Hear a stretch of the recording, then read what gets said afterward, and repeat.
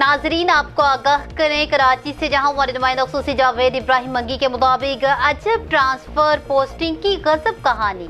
Commissioner Karachi के रिश्तेदार को समुंदर की जमीन अलाट ना करने पर असिस्टेंट कमिश्नर को ट्रांसफर कर दिया गया, जबकि डीसी ऑफिस कोरंगी में मुख्तियार कार करोड़ों रुपए की करप्शन में मसरूफ।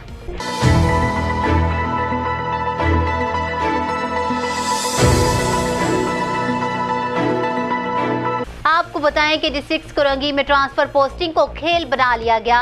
काम करने वाले अफसरान का ट्रांसफर करो, चाहे कवानीन की खिलाफ वर्जी ही क्यों ना हो जाए।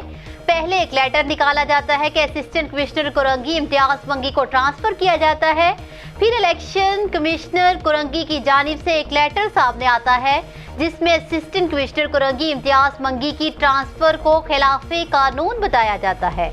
इलेक्शन कमिश्नर कोरंगी की जानिब से इम्तियाज मंगी को ARO भी तैनात किया गया था। काबिल अफसरान के तबादले ही आखिर क्यों? न्यूज़ स्टूडियो से फिल वक्त इतना ही। मज़ीद अपडेट्स के लिए देखते रहिए PBC 11 हेडलाइंस न्यूज़।